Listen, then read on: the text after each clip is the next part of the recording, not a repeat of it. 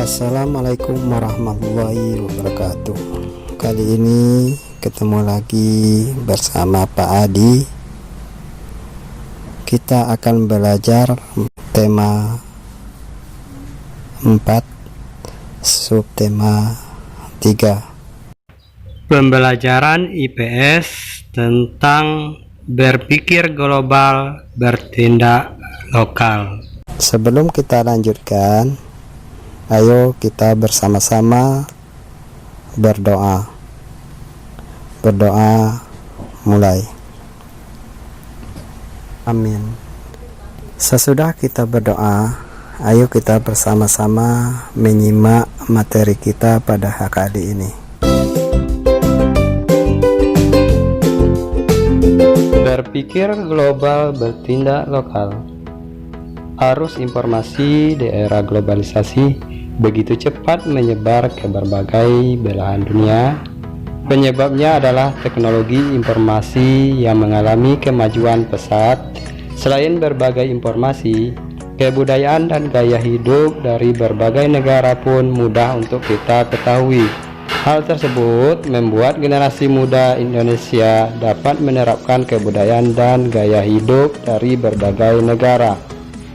Penerapan budaya dan gaya hidup asing belum tentu sesuai dengan nilai-nilai budaya bangsa.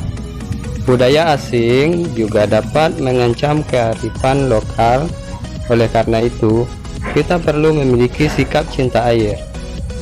Selain itu, kita harus memegang prinsip berpikir global, bertindak lokal. Prinsip tersebut bermakna memiliki pemikiran maju dan mendunia, tapi tetap bertindak sesuai dengan budaya luhur bangsa Indonesia. Perhatikan sikap yang sesuai dengan prinsip berpikir global, bertindak lokal, dan dampaknya. Ada beberapa sikap yang berprinsip berpikir global, bertindak lokal. Contohnya, bersikap membeli produk dalam negeri. Kalau kita membeli produk-produk yang kita beli adalah produk Indonesia, maka dampaknya bagi bangsa Indonesia, produksi barang-barang di Indonesia meningkat, sehingga penyerapan tenaga kerja akan semakin meningkat pula, sehingga tidak ada pengangguran yang ada di Indonesia. Sikap yang kedua, berbelanja di pasar tradisional. Kalau kita sering berbelanja di pasar-pasar tradisional, maka dampaknya bagi bangsa Indonesia atau masyarakat Indonesia, apresiasi masyarakat terhadap produk yang dijual di pasar tradisional akan meningkat. Secara tidak langsung, perekonomian rakyat dan citra Indonesia di mata internasional juga meningkat. Yang ketiga, sikap yang ketiga, mengonsumsi buah-buahan lokal. Maksudnya di sini kita makan atau beli atau makan buah-buahan yang ada di Indonesia, bukan buah di luar negeri. Dampak bagi bangsa Indonesia atau masyarakat Indonesia, buah-buahan lokal tetap menjadi raja di negeri sendiri dan mampu bersaing di buah impor. Dan sikap yang keempat, memperkenalkan budaya Indonesia dengan memanfaatkan teknologi informasi atau media sosial. Nah, kita akan memperkenalkan budaya kita, budaya Indonesia dengan cara menggunakan teknologi. Sekarang ada teknologi internet. Itu gampang kita mengenalkan budaya kita ke luar. Apa dampaknya? Dampaknya bagi bangsa Indonesia, budaya Indonesia semakin dikenal di dunia internasional dan meningkatkan perekonomian rakyat. Sikap selanjutnya, berprestasi di berbagai ajang internasional. Maka bangsa Indonesia harus memiliki prestasi di berbagai ajang. maka bangsa Indonesia akan memiliki dampak meningkatkan citra Indonesia di mata internasional. Dan sikap yang terakhir, mengembangkan kemampuan diri, akan berdampak bangsa Indonesia mampu menghadapi persaingan global atau dinamakan mendunia.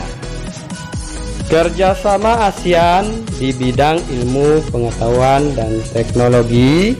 Perkembangan iptek di negara-negara ASEAN itu berbeda satu sama lain, tidak sama. Perbedaan tersebut mendorong terjadinya kerjasama dalam bidang penguasaan iptek atau ilmu pengetahuan teknologi. Mari kita perhatikan bentuk kerjasama ASEAN di bidang ilmu pengetahuan dan teknologi dan peran Indonesia dalam bidang ilmu pengetahuan dan teknologi. Kerjasama ASEAN di bidang iptek itu ada bentuk kerjasamanya dan ada peran Indonesia ikut serta. Ada beberapa bentuk kerjasama. Yang pertama, meningkatkan kualitas sumber daya manusia ASEAN. Apa peran Indonesia? Peran Indonesia memberikan dukungan bagi kegiatan riset dan pengembangan iptek serta inovasi nasional ASEAN. Bentuk kerjasama yang kedua,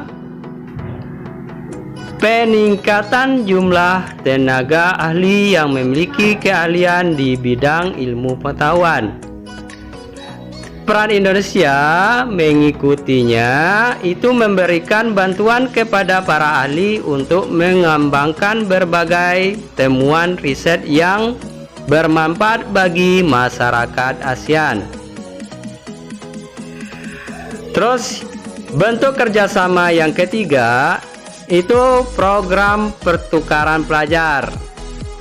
Indonesia berperan dalam program pertukaran pelajar itu mengadakan pertukaran pelajar antar negara-negara ASEAN.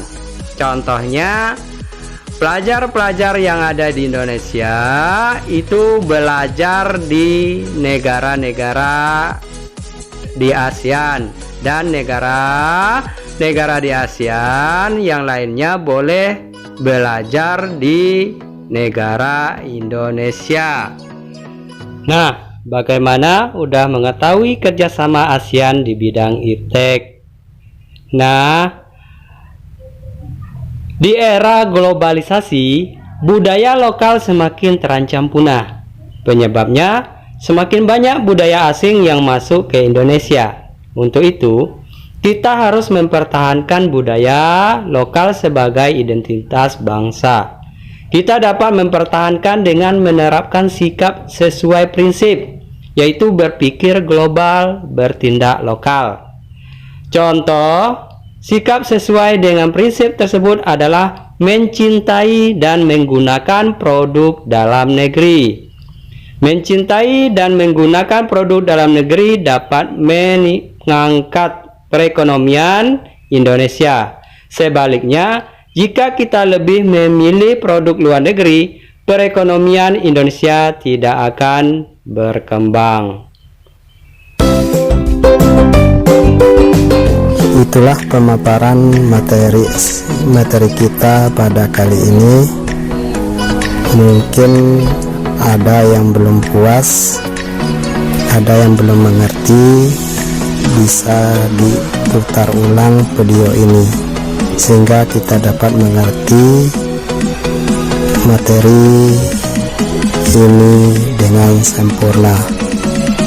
Untuk itu Pak Adi tutup. Assalamualaikum warahmatullahi wabarakatuh.